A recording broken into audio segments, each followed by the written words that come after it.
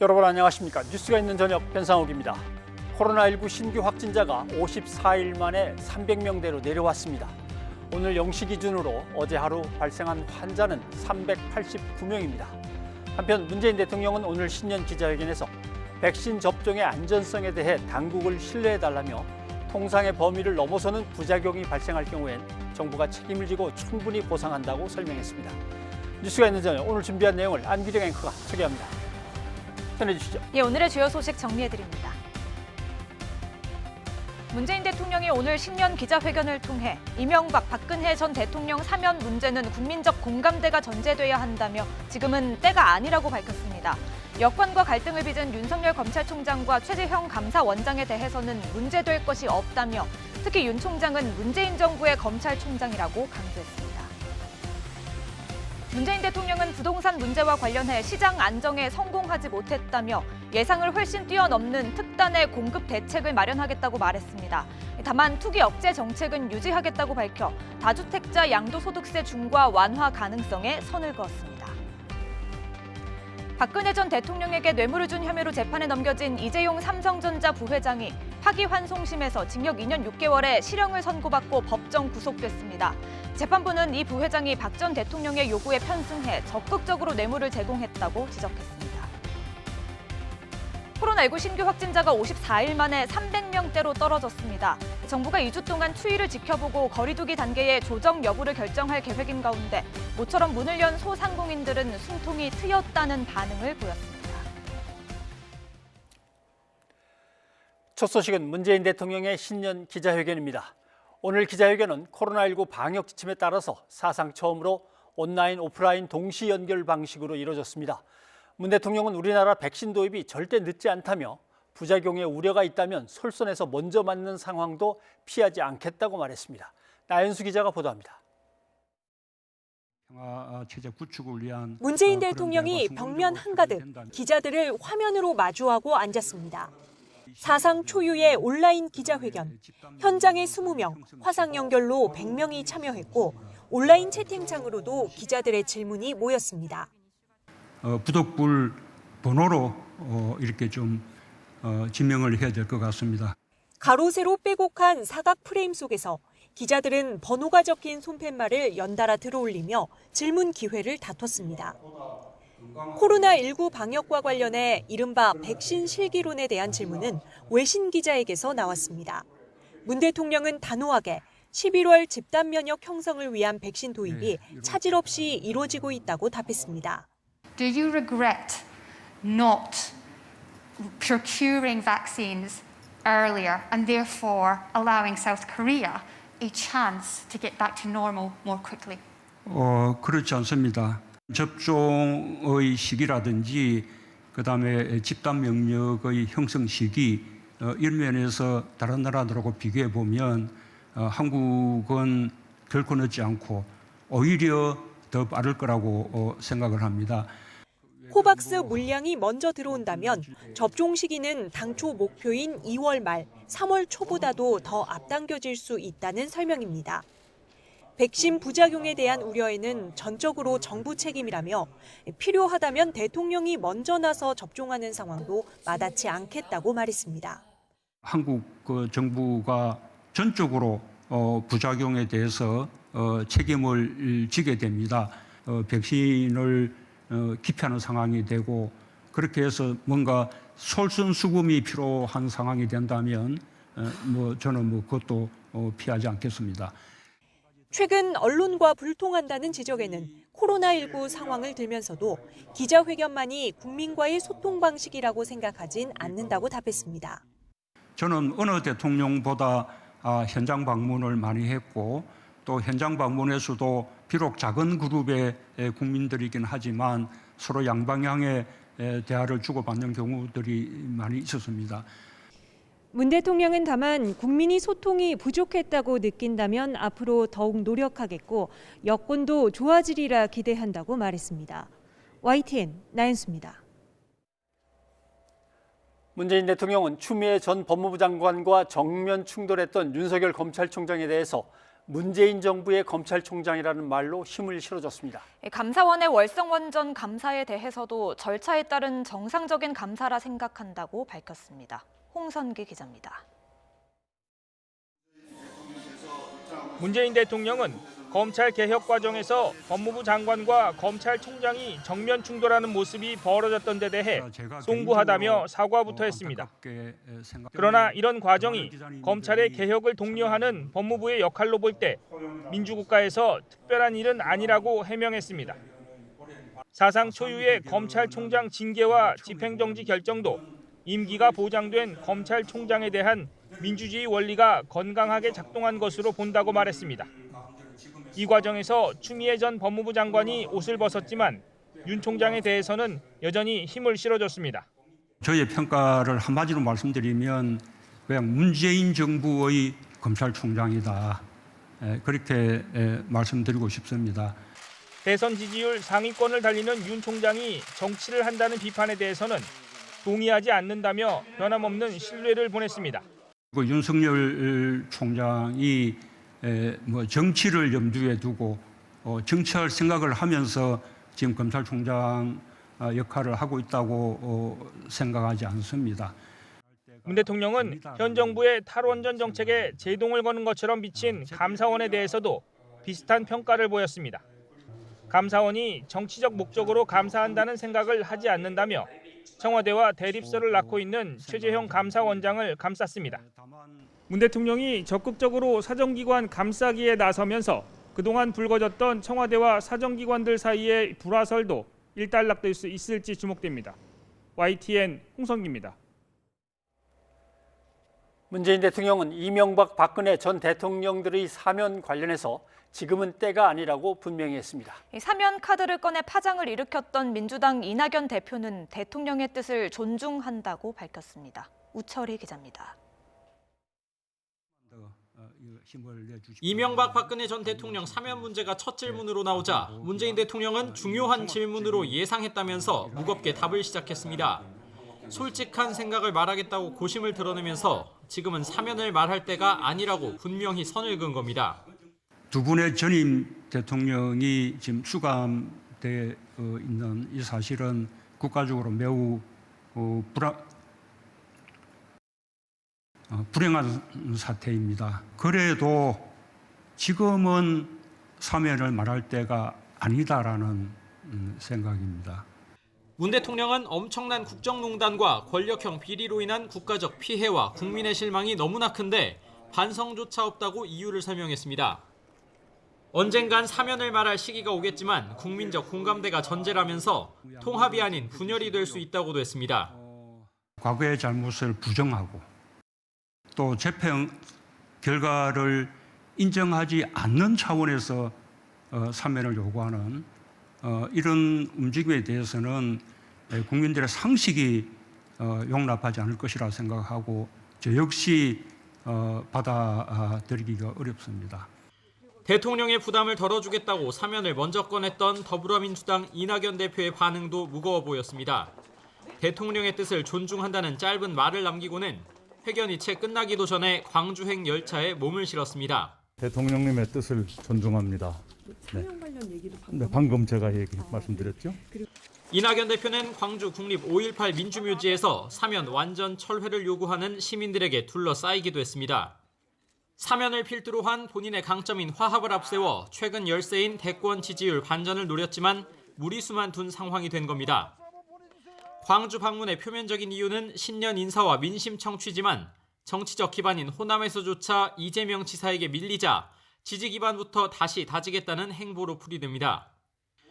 국민의힘과 국민의당은 대통령이 결단해야 할 사면을 국민들에게 떠밀었다고 맹비난했고 사면은 대통령의 고유 권한인데 국민 통합을 위해서 결단해야 될 문제지 이런저런 정치적 고려로 오래 걸릴 일은 아니라고 보고 있습니다. 정의당과 열린민주당은 공감을 나타냈습니다. 문 대통령이 확실한 입장을 밝히면서 향후 중대 변수가 나오지 않는 이상 사면 문제는 한동안 수면 아래로 가라앉을 전망입니다. YTN 우철입니다. 문재인 대통령은 부동산 시장의 안정에는 성공하지 못했다며 특단의 대책을 예고했습니다. 시장의 예상을 훨씬 뛰어넘는 공급 대책이 나올 것이라며 자신감을 보였습니다. 신윤정 기자입니다. 첫 질의부터 나온 부동산 문제와 관련해 문재인 대통령은 먼저 시장 안정에는 성공하지 못했다고 인정했습니다. 과거 정부보다 주택 공급을 많이 늘렸기 때문에 부동산 투기만 잘 차단하면 공급은 충분할 거라고 판단했다는 설명입니다. 그동안 부동산 투기에 역점을 두었지만 결국 부동산 안정화에는 성공하지 못했습니다. 부동산 시장 불안 이유로는 시중의 풍부한 유동성 유입에 더해 세대 수의 급증을 꼽았습니다. 정부의 예상을 훨씬 웃돌며 지난해 무려 61만 세대가 늘어나 수요보다 공급이 달렸다는 겁니다. 이에 따라 설 전에 발표될 공급 대책에서 시장의 예상을 뛰어넘는 특단의 대책을 마련하겠다고 밝혔습니다.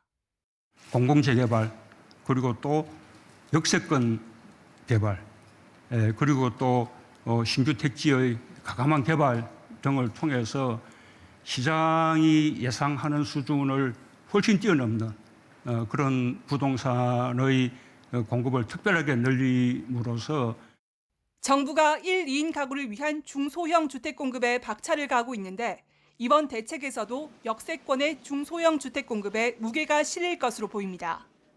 문 대통령은 기존의 투기 억제 정책은 유지하겠다고 말해 다주택자 양도소득세 중과 완화에는 선을 그은 것으로 해석됩니다.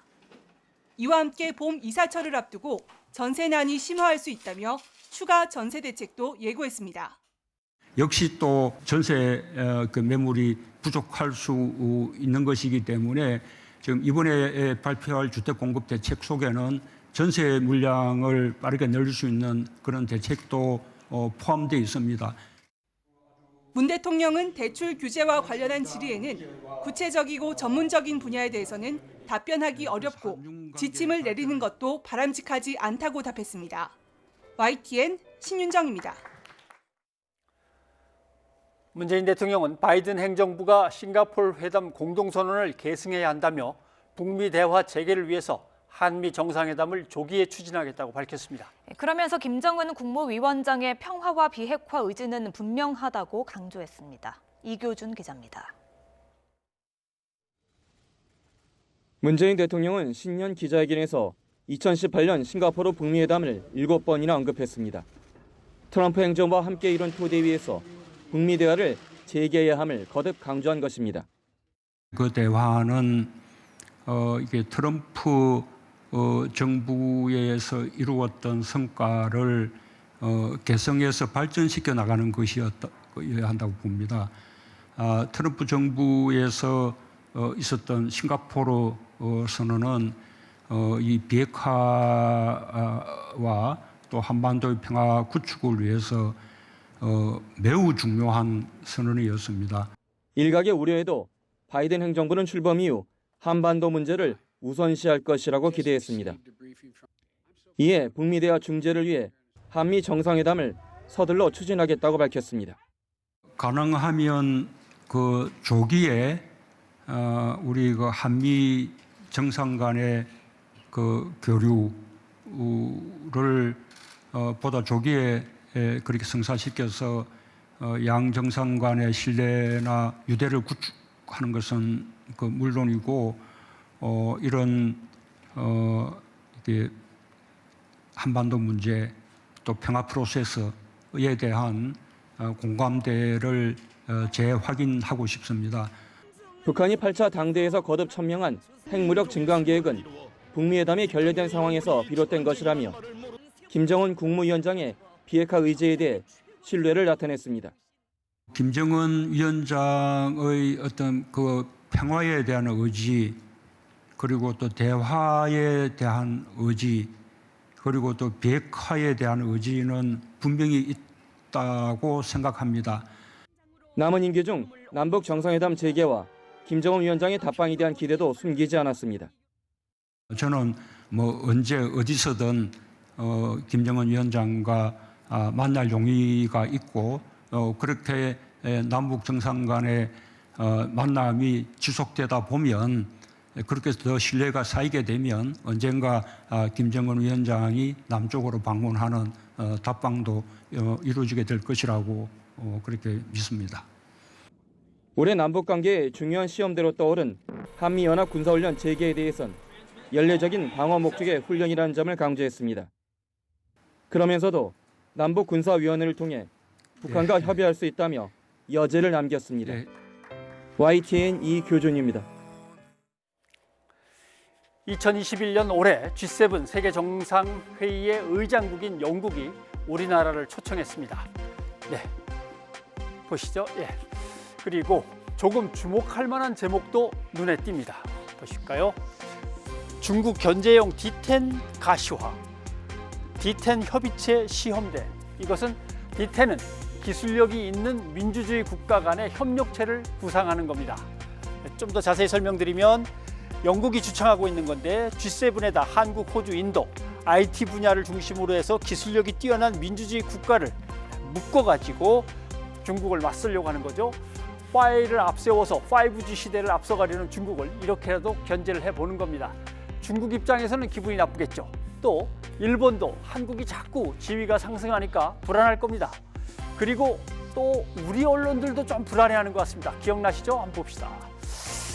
예, 지난번에 트럼프 대통령이 초대했을 때 독일이 한국에 참여하는 것을 반대한다. 왜 그럴까? 독일도 G7 확대해서 한국이 들어가는 걸 반대한다. 청와대가 머쓱해졌다. 일본에 이어서 독일도 한국을 반대한다. 그러다가 가짜 뉴스인 것이 드러났습니다. 보십시오. 독일이 한국에 G7을 참가하는 걸 반대한다고 독일 외교장관 오히려 기쁘게 생각한다. 독일 외교장관 G7 한국 참여 환영한다. 가짜 뉴스 드러나. 이번은 어떻게 하려는지 지켜봐야겠습니다. 이 기사를 한번 보시죠. 며칠 전인데 나라 안에서는 제왕, 밖에 나가면 왕따. 왕따가 어떻게 G7 회의에 게스트로 초대가 되겠습니까? 이 기사부터 반성해야 됩니다. 변상옥의 앵커 리포트였습니다.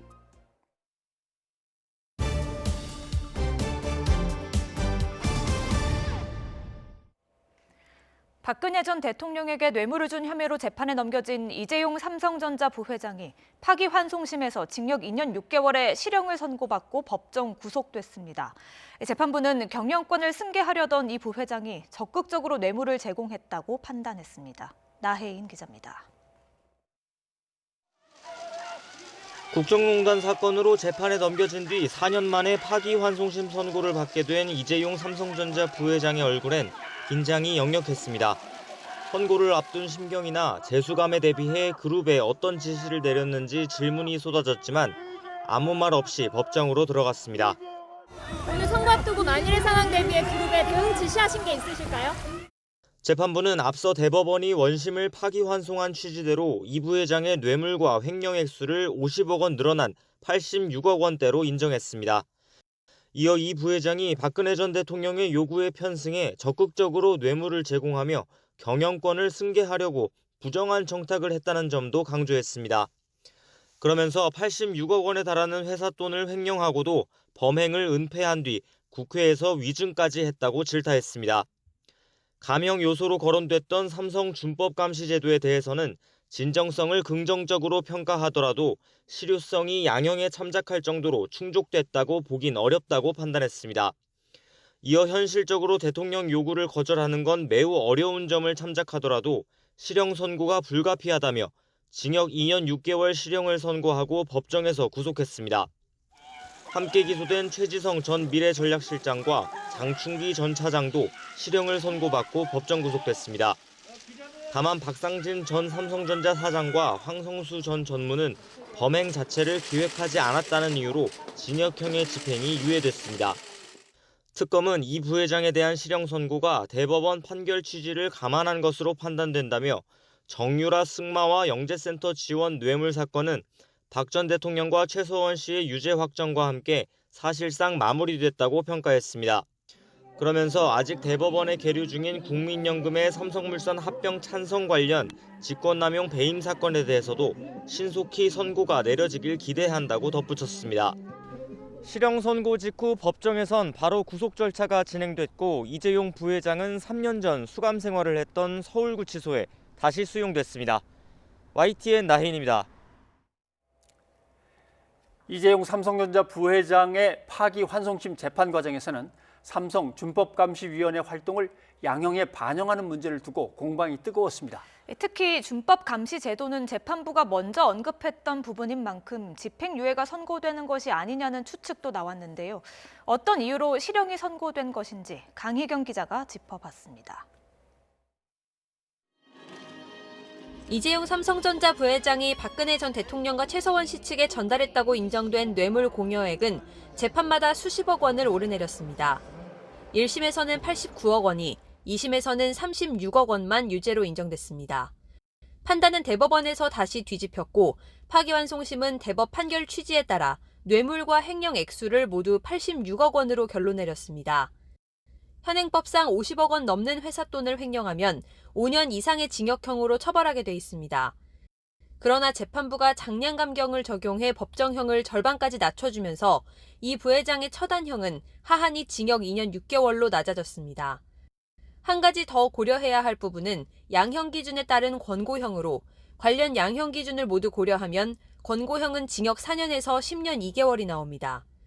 결론적으로 이 부회장은 처단형의 하한선이자 권고형보다 더 낮은 형량을 선고받게 된 겁니다. 재판부는 이에 대해 이 부회장이 박 전 대통령의 요구에 따라 뇌물을 제공한 것이고 횡령 범행의 피해가 모두 회복됐다는 점을 고려했다고 설명했습니다. 처단형 범위상 집행유예도 가능했지만 실형이 선고된 이유는 삼성의 준법감시위원회가 만족할 만한 성과를 거두지 못했기 때문으로 분석됩니다. 앞서 파기환송심 재판에서는 재판부 권고에 따라 삼성이 준법감시위원회를 만들자 특검은 대놓고 집행유예 예단을 드러낸 것이라고 반발하는 등 치열한 공방이 벌어졌습니다. 이에 대해 재판부는 준법감시위원회가 아직 선제 감시 활동까지는 못하는 것으로 보인다며 실효성 기준을 충족하지 못해 양형에 고려하기 어렵다고 평가했습니다. 결국 징역 2년 6개월의 실형을 선고받은 이 부회장은 국정농단 사건으로 수감 생활을 했던 350여 일을 제외하고 남은 1년 6개월의 형기를 채우게 됐습니다. 이재용 부회장이 재상고하더라도 이미 유무죄 판단이 확정된 데다 대법원에서는 특별한 경우를 제외하고 양형만 다툴 수는 없는 만큼 형이 그대로 확정될 가능성이 큽니다. 판결이 확정되면 이 부회장은 내년 여름쯤 출소할 전망입니다. YTN 강희경입니다. 이재용 부회장의 구속으로 삼성그룹은 3년 만에 다시 총수부재라는 상황을 맞게 됐습니다. 이전 부회장 측이 재판부 판단에 유감이라는 반응을 내놓은 가운데 경제계는 경영 공백이 삼성뿐 아니라 한국 경제에도 악영향을 미칠 것이라고 주장했습니다. 이지은 기자입니다. 총수 재구속 소식에 삼성그룹은 큰 충격에 빠졌습니다. 삼성은 지난해 재판부 요구에 따라 준법감시위원회를 꾸린 뒤 이재용 부회장의 대국민 사과와 노조 설립 허용 등 변화를 추진해왔습니다. 준법은 결코 타협할 수 없는 가치입니다. 저부터 준법을 거듭 다짐하겠습니다. 집행유예가 나올 거란 기대가 있었던 만큼 삼성 내부에선 참담하다는 반응까지 나오고 있습니다. 삼성그룹 차원의 공식 입장은 발표되지 않았지만 변호인은 재판부의 유감의 뜻을 나타냈습니다. 이 사건은 본질이 전 대통령의 직권남용으로 기업이 자유와 재산권을 침해당한 것입니다. 그러한 본질을 우리가 고려해 볼 때 재판부의 판단은 유감이라고 생각합니다. 경제계에서는 이 부회장의 구속이 한국 경제에 악영향을 미친다는 우려의 목소리가 높습니다. 먼저 전국경제인연합회는 리더십 부재로 신사업 진출과 빠른 의사결정이 지연돼 세계 경쟁에서 뒤처지는 결과를 초래할 수 있다고 밝혔습니다. 경총도 코로나19로 불확실성이 큰 상황에서 경영 공백으로 중대한 사업 결정과 투자가 지연되면 경제와 산업 전반에 악영향이 불가피하다고 지적했습니다.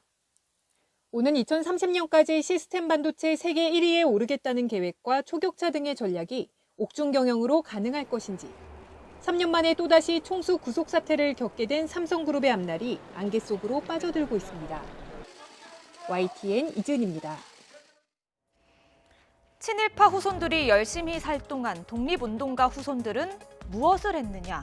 웹툰 작가 윤서인 씨가 독립운동가와 그 후손들을 조롱하는 글을 올려 논란입니다. 윤 씨는 지난주 자신의 페이스북에 독립운동가 후손의 집과 친일파 후손의 집을 비교하는 사진을 올리면서 친일파들은 열심히 살았던 사람들, 독립운동가들은 대충 살았던 사람들이라고 썼습니다. 윤 씨는 이전에도 자신의 SNS를 통해 친일 역사관을 드러내기도 했는데요. 보실까요?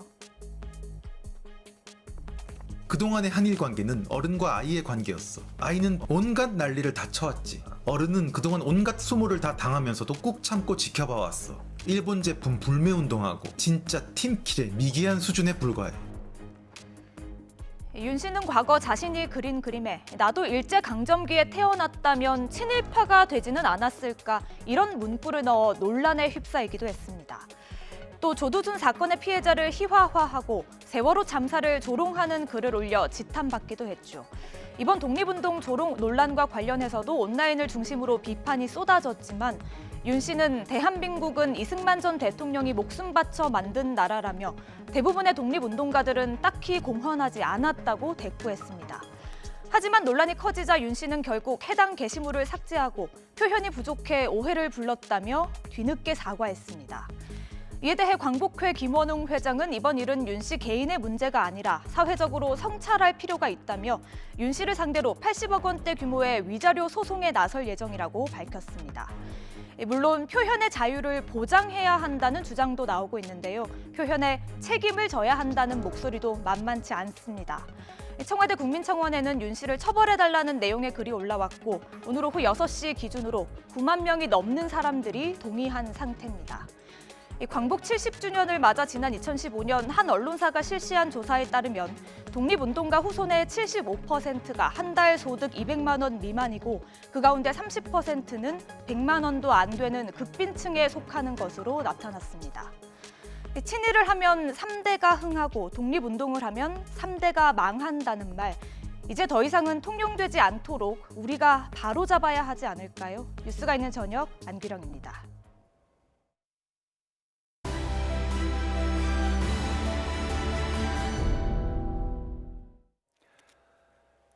카페, 노래방 등 다중이용시설에 대한 방역 수칙이 오늘부터 완화됐습니다. 자리에 앉을 수 있게 된 카페는 북적였고 헬스장과 노래방도 다시 활기를 띠면서 숨통이 튀었다고 반겼지만 여전히 방역 수칙이 지나치게 강하다는 반응도 있었습니다. 손효정 기자입니다. 2달 만에 매장 안에서 음료를 마실 수 있게 된 카페. 썰렁했던 매장이 손님들로 오랜만에 북적입니다. 카페 매장 이용이 가능하다고 해서 안 그래도 이제 지인분이랑 오랜만에 이제 못했던 얘기도 나누면서 오랜만에 또 카페에서 이렇게 차 한잔 즐기고 있는 중입니다. 좌석도 반을 드러내야 하고 음식을 먹지 않을 때는 마스크를 반드시 착용하도록 안내해야 하지만 떨어지는 매출에 힘겨웠던 카페 업주는 이제 한숨 돌렸습니다. 여기가 오피스 상가잖아요. 그러다 보니까 여기서 이제 회의하시러 오시거나 미팅하시러 오시는 분들이 여기서 이제 하시는데 매출적인 부분에서도 당연히 굉장히 긍정적이고요. 문을 닫았다 열었다 반복했던 헬스장도 40여일 만에 활기를 되찾았습니다. 코로나 때문에 집에만 있다 보니까 답답했는데 몸에 힘이 생기는 그런 느낌이에요. 진짜 약간 활력이 생기는 것 같아요. 하지만 8제곱미터에 한 명이 이용할 수 있다는 방역 지침에 따라 헬스장을 찾은 회원은 그리 많지 않았습니다. 또 샤워장 이용 금지와 밤 9시 이후 영업 제한도 불편하긴 마찬가지입니다. 임대료와 관리비를 어떻게든 버텨왔던 업주에게 상황은 여전히 낙관적이지 않습니다. 집에서 이제 착신 전환을 걸어놓고 거의 환불 전화만 받은 것 같습니다. 열었다 닫았다 계속 하는 거기 때문에 회원님들 입장에서도 되게 번거롭고 운동 욕구가 많이 떨어지게 되죠. 방마다 흘러나오는 노랫소리로 가득한 노래방. 손님들은 오랜만에 노래를 부르며 스트레스를 풉니다. 이 코인 노래방은 전체 210제곱미터에 방만 23개인데요. 인원 제한 수칙에 따라서 26명까지만 들어갈 수 있습니다. 단골 손님이 반가운 건 잠시, 밤 9시 이후 영업을 포기해야 하는 상황에서 집합 금지가 차라리 낫다는 반응도 있습니다. 집합금지 끝난다고 소식을 들었을 때 너무 암담했어요. 9시 이후가 한 60% 정도 돼요. 차라리 집합금지대가 덜 마이너스예요. 고강도 거리두기 조치에 따라 생존에 위협받았던 자영업자들. 제한적인 영업 허용에 잠시 숨통이 트였지만 이번 조치로 오랜 매출 하락을 버텨내기 어려운 게 현실입니다. YTN 손유정입니다.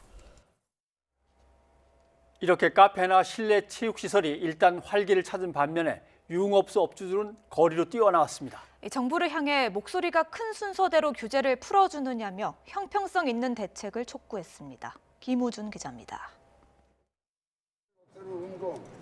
인천시청 앞에 모인 유흥업소 업주들, 생존을 요구하는 피켓을 들었습니다. 유흥시설에 대한 집합금지 명령이 또 한 번 연장되자 업소 관계자 70여 명이 거리로 쏟아져 나온 겁니다. 이들은 유흥이라는 이유로 7개월간 차별을 받아왔다며 정부의 방역 조치가 핀셋으로 포장한 땜질식 정책에 불과하다고 목소리를 높였습니다. 저희 업소들은 벌금을 내고서라도 영업을 전부 다 하려고 하는 그러한 의지로 다 여기 모인 것입니다. 업종별 형평성 논란은 새로운 방역 지침이 발표될 때마다 쳇바퀴처럼 반복됐습니다. 지난해 8월 고위험 시설로 지정돼 문을 닫은 PC방 업주들이 거세게 항의하자 한 달 뒤 문을 열 수 있도록 했고, PC방은 음식 섭취는 가능하지만 미성년자의 출입은 계속 금지됩니다. 집합금지 조치를 당한 학원 관계자들이 집단 소송을 낸 뒤에도 규제가 완화됐습니다. 최근에는 실내 체육시설 업계와 카페 업주들이 국회 앞에서 연일 항의성 시위를 벌였고 결국 제한적이긴 하지만 영업은 가능하도록 지침이 바뀌었습니다. 명확한 기준 없이 수정되는 업종별 지침에 우는 아이 떡 하나 더 주기식의 땜질식 방역이라는 비난이 일어난 겁니다. 원칙이 없다라는 비난도 받고 실제 코로나 방역에도 실효성이 떨어지고 또 경제도 자영업의 경제도 나아지지 않고 소있고 애양간 고치는 이런 식으로 되다 보니까 이제 불만이 팽배한 상황이고 상황에 따른 유연함보다도 모두가 납득할 수 있는 원칙과 함께 충분한 설득이 먼저라는 목소리가 높아지고 있습니다. YTN 김우준입니다. 코로나19 신규 확진자 발생 건수가 지난해 11월 말 이후 54일 만에 300명대로 떨어졌습니다. 하지만 브라질에서 발견된 변이 바이러스가 국내에서도 처음으로 확인되는 등 불안 요인은 여전한 상황입니다. 박경석 기자입니다. 브라질발 변이 바이러스는 인천공항 검역소에서 확진 판정을 받은 환자의 검체에서 발견됐습니다. 이 확진자는 브라질을 출발해 독일을 경유한 뒤 지난 10일 인천공항으로 들어왔습니다. 공항 검역소에서 격리 조치됐고 기내 접촉자 4명을 포함해 추가 환자가 나오지 않았기 때문에 지역사회 전파 가능성은 낮아 보입니다. 브라질발 변이 바이러스 확인으로 영국발 15명, 남아프리카 공화국발 2명을 포함해 국내 변이 바이러스 감염 환자는 모두 18명으로 늘었습니다. 이에 따라 해외 입국자 방역 기준도 강화됐습니다. 그동안 입국한 뒤 사흘 안에 감염 검사를 받으면 됐지만 이제부터는 하루 안에 검사를 받아야 합니다. 브라질 변이 바이러스도 전파력 증가의 가능성이 제기되고 있으나 아직까지는 조사가 필요한 상황입니다. 신규 확진자는 389명을 기록해 지난해 11월 25일 이후 54일 만에 300명대로 떨어졌습니다. 감염 재생산 지수도 0.79까지 내려가는 등 감소세는 분명하지만 3차 대유행은 아직 진행 중이라는 게 방역당국의 판단입니다. 다음 달 설 연휴를 앞두고 있는 점도 부담입니다. 지금 설 연휴 전에 가장 큰 방역 정책의 화두이자 중요한 부분은 지역 간 이동에 대한 부분을 어떻게 좀 통제하고. 정부는 앞으로 2주 동안 확진자 감소 추이를 지켜보고 사회적 거리두기 단계 조정 여부를 결정할 계획입니다. YTN 박경석입니다. 다음 달로 예정된 코로나19 백신 접종을 앞두고 정부 부처별로 역할이 부여됐습니다. 백신의 수입은 국토부, 보관 유통은 국방부, 접종 시행은 행정안전부가 맡습니다. 백신 접종을 통한 집단 면역은 11월은 돼야 가능할 것으로 예상됩니다. 박홍구 기자입니다. 코로나19 예방접종을 앞두고 시행 계획이 가시화되고 있습니다. 정부는 접종 일정과 장소 등을 안내하고 백신을 맞은 뒤 증명서를 발급할 정보 시스템을 개발하고 있습니다. 국민들께 정확한 예방접종 정보를 제공하기 위해 관련 시스템 개편을 추진 중이며 2월부터 단계적으로 개통합니다. 백신 접종과 관련해 부처별 역할도 확정됐습니다. 백신 수입은 국토교통부가 항공수송지원팀을 구성해 전담하고 보관 유통은 국방부, 지방자치단체의 접종 시행은 행정안전부가 지원합니다. 정부는 보관이 까다로운 mRNA 백신 접종에 필요한 의료 인력 등을 확보해 이달 말 예방접종 시행 계획을 발표할 예정입니다. 백신 접종을 통한 집단 면역은 11월은 돼야 가능할 것으로 예상했습니다. 7월에서 9월까지 석 달간 백신 도입 물량이 많지만 2회분 접종과 항체 형성 기간 등을 고려할 때 집단 면역은 시기가 늦어질 수 있다는 설명입니다. 우리가 11월 정도라고 말씀을 드린 이유는 두 번 접종을 맞아야 되는 부분과 또 전 국민 대상으로 적어도 한 60% 내지 70% 정도의 접종을 해야 되는 것들을 고려해서 셀트리온의 코로나19 치료제 레키로나주는 식약처 심사에 앞서 전문가 검증을 받은 결과 효과가 제한적인 것으로 평가됐습니다. 이 약을 투여받을 경우 코로나19 증상 개선에 3.43mm 단축됐지만 바이러스가 음성으로 전환되는 것까지는 확인되지 않았다고 식약처는 설명했습니다. YTN 박홍구입니다. 이어서 김윤 서울대 의료관리학과 교수를 연결해서 자세한 코로나 상황을 좀 짚어보도록 하겠습니다. 교수님 나와 계시죠? 안녕하십니까? 안녕하십니까? 네, 오늘 대통령이 신년 기자회견에서 밝힌 백신 얘기를 먼저 좀 해봐야 될 것 같습니다. 접종 시기, 접종 들어오는 날짜가 좀 늦었지만 접종 시기나 집단 면역을 형성하는 시기를 비교해 보면 우리나라가 그렇게 결코 늦지 않을 것이다 이렇게 얘기를 하는데 이건 어떤 맥락에서 이렇게 설명이 가능한 거죠? 작년 말 기준으로 전 세계 국가 중에서 코로나19 백신 접종을 시작한 국가가 한 50여 개 국가가 되니까요. 네. 우리나라가 좀 시작 시점은 늦은 게 사실인 것 같습니다. 그렇지만 9월 말까지 1차 접종을 마치고 11월까지 집단 면역이 형성된다고 하면 다른 나라에 비해서 집단 면역이 형성되는 시점은 늦지 않을 것 같습니다. 네, 그런 의미군요. 백신의 부작용에 대해서도 좀 얘기를 들어봐야 될 것 같습니다.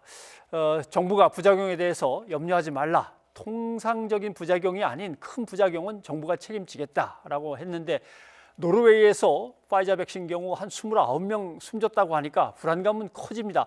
안전성은 어떻게 보십니까? 아직까지는 그 백신의 안전성과 관련해서 큰 문제가 있다고 보고된 바는 없습니다. 예. 그 노르웨이의 사례도 아직까지 백신의 부작용으로 인한 사망인지에 대해서는 명확한 근거가 밝혀지지 않은 상황이고요. 단 하나 그 노르웨이의 경우 요양원에 입원한 중증 환자에서 다수의 사망 사례가 발생했는데 예. 이런 중증 환자인 경우 예를 들면 구토나 설사 같은 경미한 부작용도 사망에 이르게 할 수 있다고 하는 그런 가능성을 현지 의사들이 제기하고 있어서 향후에 백신 접종 대상을 선정하는 데 있어서 우리나라에서도 참고를 해야 될 점이 있는 것 같습니다. 네, 나이 드신 분인데 기저질환이 확실하게 있다면 오히려 백신이 위험할 수도 있는 그런 상황이 가능은 하겠군요.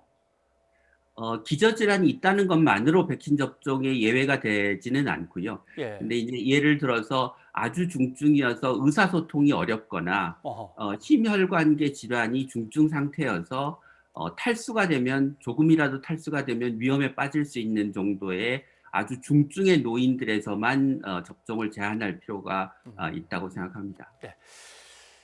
또 이 뭔가 기운지는 모르겠습니다만은 또 걱정이 돼서 여쭤본다면 지금 파이자를 구입해서 맞고 있는 나라들에서 이제 부작용이 나올 때 우리가 네. 파이자를 사올 때쯤이면 그 파이자 백신은 같은 생산 라인에서 계속 똑같은 겁니까? 아니면 파이자가 뭔가를 갖다 조정하거나 다른 생산 라인이 될 수도 있습니까? 같은 방식으로 생산되는 백신일 겁니다. 그런데 이제 백신을 한 번 생산할 때 만들어지는 그 백신의 양상이 백신마다 조금씩 다를 수는 있어서 뭐 부작용 발생에 있어서 경미한 차이가 생길 수는 있습니다. 네, 알겠습니다. 문 대통령은 이번 주 신규 확진자가 400명대 이하로 유지된다면 방역 단계를 완화할 수도 있다라고 어떤 기대감을 보였는데 지금 3차 유행이 감소세로 접어들었다고 봐야 될지 이게 오늘은 상당히 좀 떨어지긴 했습니다만은 아무래도 일요일 다음 날이어서 그런 거 아닐까 하는 생각도 있고요. 감소 추세를 보면 올 1월 1일부터 한 3주 가까이 지금 계속된 감소 추세를 보이고 있기 때문에 저희가 보통 2주 이상 안정세를 보이면 감소 추세를 보이면 감소라고 확실하게 이야기할 수 있는 상황입니다. 그래서 3주간 감소 추세를 바탕으로 해서 확실한 하향 안정세라고 이야기할 수 있을 것 같습니다. 하지만 주말 효과를 고려하면 내일은 조금 더 확진자가 늘어날 수는 있습니다. 네, 알겠습니다. 오늘부터 새로운 거리두기 조치가 시행이 됐습니다. 카페에서 조금 숫자가 줄긴 했습니다만은 그래도 좌석에 앉을 수도 있고 헬스장도 갈 수 있고 그렇게 했는데 이 정도 푸는 것으로 재확산이 다시 커진다거나 그러진 않겠습니까? 그럴 가능성은 그리 높지 않다고 생각합니다. 그러니까 이전에도 카페나 실내 체육 시설을 중심으로 해서 굉장히 많은 확진자가 나온 거는 아니었고요. 지금 영업을 허용해 주면서 보다 강화된 방역 대책을 적용하고 있기 때문에 면적당 이용자 수도 제한을 하고 카페 같은 경우 체류 시간도 제한하는 등의 엄격한 지금 지침을 만들어 놓고 있기 때문에 이 지침만 잘 지켜진다고 하면 그 새로운 감염이 실내 체육 시설이나 카페에서 생길 가능성은 그리 높지 않다고 생각합니다. 네. 그리고 식약처의 검증 자문단이 그동안 주목받았던 셀트리온의 코로나 항체 치료제를 조건부 허가를 제안했습니다. 어떤 조건이 붙는 겁니까?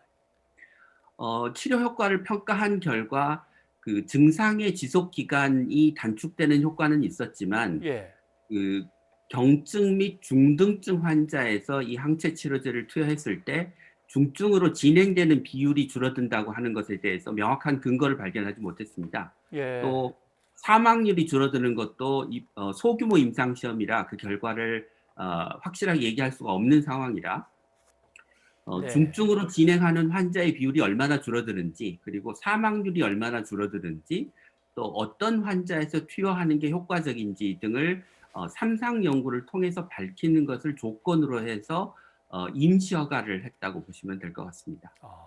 상태가 좋아질 수 있는 사람은 그 날짜가 줄어드는 건 분명한데 다른 것들에 대해서는 아직은 조금 더 확인할 게 많이 남은 모양이군요. 네, 그러니까 보다 중요한 결과가 사망률의 감소나 중증 환자를 얼마나 줄이느냐 하는 것인데 그런 중요한 치료 효과 부분에서의 근거가 불명확하기 때문에 삼상 시험을 통해서 그 결과를 확실히 밝히라고 하는 것이 되겠습니다. 네, 알겠습니다. 김 교수님 오늘 도움 말씀 고맙습니다. 여기까지 듣도록 하겠습니다. 고맙습니다.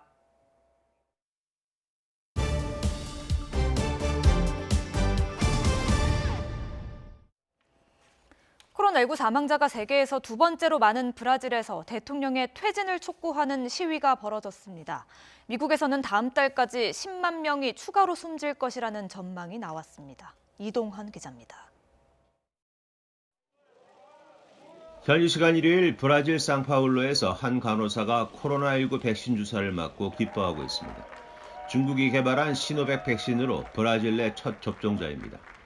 앞서 브라질 보건당국은 시노백과 아스트라제네카 두 가지 백신에 대한 긴급 사용을 승인했습니다.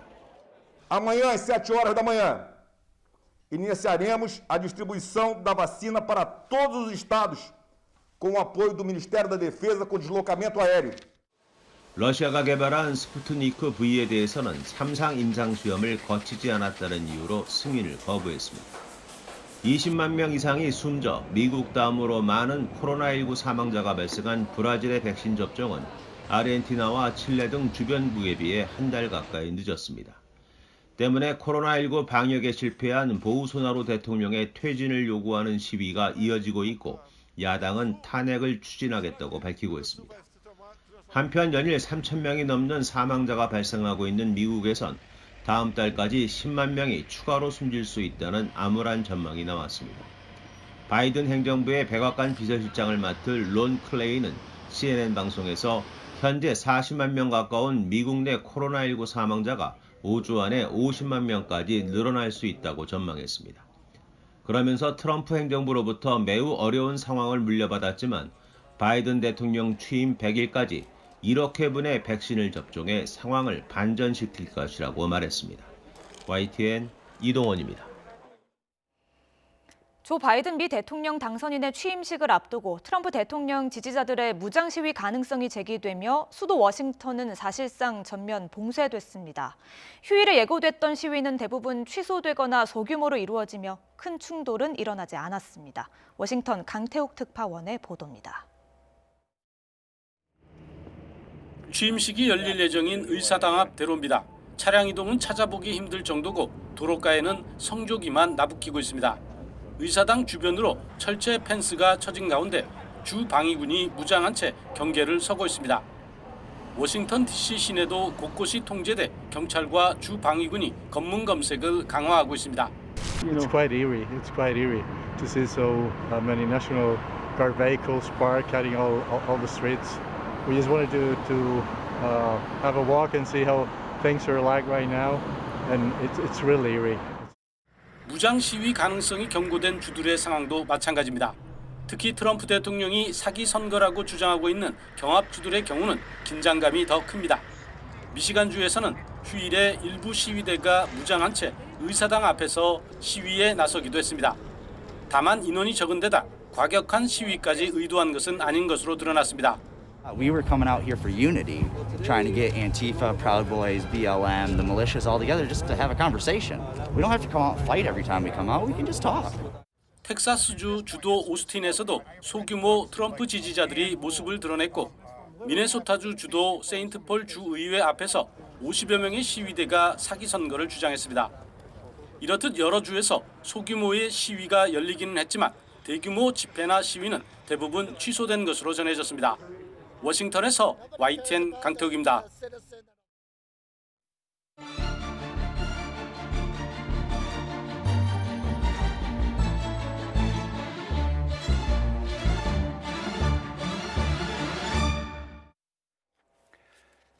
그러면 최영일 시사평론가와 함께 오늘 문재인 대통령의 신년 기자회견 내용을 정리를 해보도록 하겠습니다. 어서 오십시오. 안녕하세요. 예. 취임 후로는 네 번째 이제 신년 기자회견이 되는 거고 코로나 상황을 감안해서 온라인, 오프라인 이제 병행으로 했습니다. 보시기에 어땠습니까? 뭐 이 코로나19 상황이기 때문에 국민들도 보면서 가장 적합한 방식이 아니겠는가. 20명의 기자들은 이제 춘추관 현장에 있었고요. 칸막이가 다 돼 있는 상태에서 잘 앉아 있더군요. 그리고 이제 100명이 뒤에 벽에 이 일종의 미디어 월이죠. 거기에 이제 번호표를 들고 대통령에게 약간 경매장 분위기가 좀 났습니다만 1번부터 20번까지는 현장에 있고 21번부터 100번까지는 이제 저 미디어 월 속에 있었는데 뭐 흥미로운 장면이었습니다. 네. 아마 청와대 측에서 준비할 때는 일단 코로나19라고 하는 참 긴박한 상황 속에서 빨리빨리 궁금하고 국민들이 불안해하는 것부터 해소를 시켜주려고 했는데 기자들은 일단 기사거리를 생각하다 보니까 두 전직 대통령 사면할 겁니까 안 할 겁니까 이쪽으로 먼저 갔습니다. 그렇죠. 이제 예상됐던 질문들입니다. 예를 들면 이제 사면론, 부동산, 그러니까 이제 가장 이제 우리 국민 대중들이 관심 있는 것들을 기자들이 또 이제 기사를 위해서 일지라도 직격 이제 질문을 했는데요. 먼저 이 사면론은 1월 1일부터 뜨겁지 않았습니까? 과연 이제 이낙연 민주당 대표가 이 정도 이야기를 꺼낼 때는 청와대와 교감이 있었겠는가? 대통령으로부터 뭔가 언지를 받은 것은 아닌가? 그런데 문재인 대통령은 단호하게 사실은 지금 이제 부적절하다. 논의할 때가 아니다. 그리고 또 거기다가 이 국정농단이라든가 굉장히 이제 국민들에게 큰 상처를 줬던 일인데 당사자의 반성 이것도 이제 결국은 자락을 폈고요. 그리고 무엇보다도 국민 공감대가 없이는 이 사면이 오히려 국민 통합을 저해할 수도 있다. 그렇죠. 적극적인 반대를 표명한 것이죠. 네, 그래서 오히려 이제 이낙연 대표의 입장이 더 궁금해지기도 했었습니다. 한명수 전 총리 때 억울한 판결이라고 하지 않으셨습니까? 그러니까 뭐 아마 양쪽을 다 사면하시는 게 어떻습니까? 이런 얘기인 건지는 모르겠습니다만은 그런 얘기까지 나왔는데 아무튼 단호했습니다. 거기도 생각하고 있지 않다. 정치인의 사면은 어쨌든 사실은 취임 전부터 공약이 정치인의 사면에 대해서는 하지 않겠다. 신중하게 하겠다. 인데 지금 그렇다고 해서 문재인 대통령 임기 내에 사면은 완전히 물 건너간 것인가? 이건 또 좀 쟁점 사안으로 남아 있을 것 같습니다. 네. 그리고 기자가 질문할 땐 추미애, 윤석열 이제 두 사람의 네. 갈등으로 질문했습니다만 문 대통령은 이제 법무부와 검찰이라는 조직의 갈등으로 이제 네. 얘기를 했습니다만은 묘하게 저 정도면 살짝 빠져나가는 대답이 나오지 않을까 했는데 네. 윤석열 검찰총장은 문재인 정부의 검찰총장입니다라고 네. 몫을 분명히 또 박으면서 힘을 실어줬습니다. 아주 강력한 지지죠. 예. 오늘 이제 윤석열 검찰총장에 대한 대목 또 이제 덧붙여서 최재형 감사원장에 대한 대목이 그것까지. 예. 조금 민주당 일각의 기류와는 전혀 다른 대통령의 이제 의견이 나온 건데요. 자, 윤석열 검찰총장은 문재인 정부의 검찰총장입니다. 따라서 우리와 함께하는 사람이다. 그리고 이제 이 윤 총장의 지금 행보가 지난해 내내 뭐 대권 주자 저 선순위에도 올라가 있고요. 예. 정치하고 있는 거 아니냐라는 비판은 오히려 민주당 내에서 많이 나오는 것인데 그렇지 않다. 정치를 하기 위해서 검찰총장직을 수행하고 있는 것으로 보지 않는다. 자, 그리고 이제 중요한 대목은 이겁니다. 문재인 정부의 검찰총장이 이 개혁의 상징이 되는 것은 임기가 보장된다. 아주 독자적으로 이 검찰총장으로서의 자기의 권한을 다 휘두르더라도 임기가 보장된다. 그 예전에는 결국은 청와대 민정수석과 그리고 법무부 장관과 예. 검찰총장이 선후배 관계로 밀실에서 약속을 하고 임기가 안 돼도 교체하고 그러지 그렇죠. 않았느냐. 예. 그런 면에서는 지금은 투명한 검찰총장이고 임기도 보장돼 있는 총장이다. 그리고 아까 말씀하신 대로 법무부와 검찰의 지난해 내내 언론은 추윤 갈등으로 불렀던 것을 민주주의의 일반적인 과정 이렇게 이제 해석을 하면서 사실은 민주주의는 좀 시끄러운 것이다 하는 부분들을 또 강조하기도 했습니다. 예. 사실 박근혜 정부 때는 검찰총장하고 법무부 장관 한 분이 비서실장으로 가 있었으니까 맞습니다. 뭐 갈등 같은 게 불거질래 불거질 수 없는 상황이긴 맞습니다. 했겠죠. 예. 그리고 보면 아마 정치를 할 사람은 아니다 이렇게 판단한 건지 모르지만 아마 대통령은 원칙을 얘기한 것 같습니다. 네. 행정과 입법부와 네, 사법부는 딱 별개인데 이걸 자꾸 정치로 끌고 가고 논란을 벌이지 말아달라는 뜻인 것 같기도 그래서 하고요. 저는 이제 민주당 내 기류가 어떻게 바뀔지도 궁금한 것이 예. 지금 이제 월성 원전 1호기에 대한 그것도, 검찰의 수사 그리고 또 탈원전 정책의 절차적 어떤 합법성, 위법성에 대한 감사원의 감사 이런 부분들에 대해서 이 원전 관련 감사나 수사도 정치적이지 않다. 그들이 해야 할 일을 하는 것이다라고 그냥 힘을 실어줬어요. 그러면 이제 민주당에서는 이것은 정권에 대한 수사, 정권에 대한 감사 아니냐라고 최 원장이나 윤 총장에 대해서 좀 각을 상당히 세웠는데 예. 이 분위기가 어떻게 흘러갈지도 중요한 대목이고요. 그리고 이제 보다 또 중요한 대목은 아까 말씀하신 그 부분과 관련해서 지금 정치적이지 않다. 원칙론을 대통령은 강조한 것은 명확해 보이고 예. 그럼 지난해 말에 이 징계가 대통령이 제가한 징계가 행정부에서 뒤집어졌잖아요. 예. 여기에 대해서도 문재인 대통령은 삼권 분립이 살아있다는 증거 이렇게 해석을 했습니다. 예. 그리고 기자들은 아마 유력한 대권 후보들을 하나씩 다 이렇게 불러내는 것 같습니다. 이낙연 대표를 일단 불러냈고 그다음에 이제 이재명 지사를 불러내는 것 같습니다. 4차 재난지원금 경기도는 다 주겠다고 자꾸 저러는데 어떻게 생각하십니까?라고 하니까 대통령은 그건 지자체의 영향이라고 얘기를 하는 것 같습니다. 지자체에서 이제 예산을 쓰는 것은 지자체의 결정 권한인 것이고 다만 이제 중앙정부 차원에서 4차 재난지원금은 아직은 좀 검토하기 이르다. 아직은. 예, 안 한다는 건 아닙니다. 언젠가 할 수 있겠죠. 그런데 그러려면 이제 코로나도 많이 낮아져야 되고 백신 접종도 시작돼야 될 것 같고요. 지금 이제 3차 재난지원금을 지급하고 있는 과정이지 않습니까? 예. 그러니까 이제 4차 문제는 요 대목은 중앙정부의 4차 재난지원금을 보편으로 줄 것이냐. 이 부분은 홍남기 경제부총리에게 좀 무게를 더 둔 느낌이고요.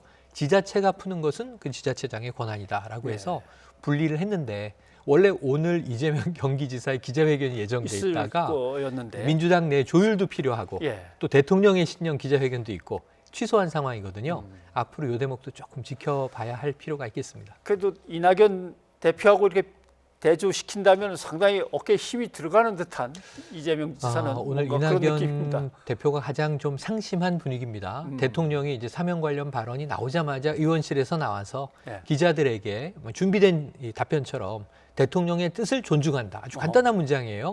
그리고 광주로 내려갔거든요. 이 부분에 있어서는 조금 이제 숙고와 함께 또 새로 심기일전하지 않겠는가. 오늘 신년 기자회견에서는 이낙연 대표가 사면론이 이제 부적절하다라는 단호한 입장 때문에 조금 이제 상심했지만 예. 또 이 공유제에 대해서는 문재인 대통령이 상당히 좀 이 긍정적인 해석을 했어요. 그것도 지켜볼 대목이 되겠습니다. 네. 그리고 대통령이 오늘 답변한 것 중에 이제 논란이 일었던 게 있습니다. 네. 입양제도와 관련해서 네, 네. 예, 나름대로 일정 기간 동안 한번 가보고 그 집과 어울리는지 아이와 잘 맞는지 이 문제 그러면 취소하거나 또는 다른 아이로 바꾸거나 네, 네. 이렇게 말하는 과정인데 그렇죠. 야, 아이도 국민의 한 사람으로서 엄연히 네. 권리가 있는 그렇죠. 사람인데 아이를 마치 뭐 바꾸고 주고받고 네네. 이러는 것처럼 들린다라고 하는데 그건 아마 입양제도 전체에 대한 맥락과 관련 있는 것 같습니다. 그러니까 청와대에서는 거기에 대한 해명을 내놨습니다. 예. 이게 이제 입양 자체를 파양, 그러니까 입양을 파하는 것을 쉽게 하자는 의미가 결코 아니고 예. 그 사전 위탁 제도가 있죠 지금도 예비 양부모가 아이를 키우면서 그 아이를 양육도 하고 예. 아이의 이제 성향도 이제 보고 그래서 사실은 지난번에 안타까운 아동학대로 사망한 아이의 경우에도 예. 위탁모가 너무너무 이 아이는 정인이는 정말 잘 웃고 밝고 건강한 아이였다라고 눈물을 흘리기도 했거든요. 그래서 대통령의 이야기는 이제 사전 위탁제에서 아이에 대해서 좀 철저하게 함께 적응 기간을 가져야 한다라는 의미라고 네. 이제 청와대는 해명을 했는데 어쨌든 이게 직접 기자회견을 듣는 과정에서 이 입양아를 바꾼다라는 표현 때문에 상당히 일종의 이제 맘 커뮤니티에서는 그렇죠. 오늘 좀 시끌시끌한 상황이긴 합니다.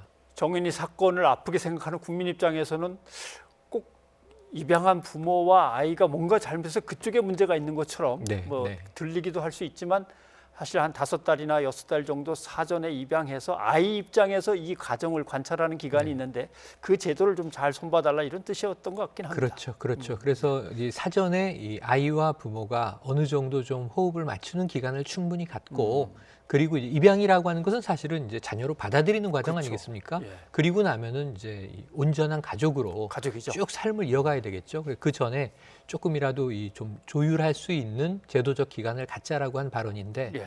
이 아이를 바꾼다 이 표현이 이제 조금 무리를 빚게 됐습니다. 아무튼 야당 입장에서는 신년 기자회견을 보면서 소통의 횟수가 적다. 네. 소통이 현안에 대해서 너무 늦다. 이제 이런 반응을 내놨습니다. 네. 기자도 그 질문을 했습니다. 혹시 불통으로 가는 것 아니십니까? 직격탄을 얘기했죠. 예. 소통 많이 하신다 그랬는데 의외로 많이 못했습니다. 그런데 문재인 대통령이 이 질문에 대해서 크게 당혹하지 않았어요. 코로나19 상황이라는 것을 지난 1년 동안은 감안을 해주셔야 하고 그다음에 그 어느 대통령보다 현장을 많이 방문을 했고 현장에서는 큰 그룹이 아니라 작은 그룹이지만 양방향 소통을 하기 위해서 노력을 했고 반드시 기자회견만이 국민과 소통하는 방법은 아니다. 그래서 여러 가지 방법으로 소통하고 있는데 국민들이 그래도 더 원한다면 방법을 찾겠다라는 이야기를 해서 사실은 문재인 대통령은 자신 있게 얘기를 했는데 그다음에 재밌는 게 탁현민 의전 비서관이요. 여기에 대한 반박을 또 이 언론 인터뷰 형식으로 냈어요. 이건 뭐냐면은 이전에 대통령들 질문이 다 준비돼 있고 그 예상 질문에 모범 답안을 준비해서 답변했던 대통령들에 비하면 이 각본 없는 기자회견을 한 문 대통령은 얼마나 이 수준이 다르냐 자랑스럽다 하는 입장을 또 뭐 이전 비서관이니까 청와대에서 행사를 준비한 입장에서 그럴 수도 있겠습니다만 어쨌든 지금 보면 박근혜 대통령 때는 이 국내 언론 인터뷰가 3번, 문재인 대통령은 9번 이렇게 비교가 됩니다. 대통령이 얘기한 기자를 자주 만나는 것이 대통령의 소통이라고 생각하지는 않는다. 네. 그 말은 좀 아프게 다가오긴 그렇습니다. 했습니다. 자, 평론가님 오늘 여기까지 듣도록 하겠습니다. 고맙습니다. 고맙습니다.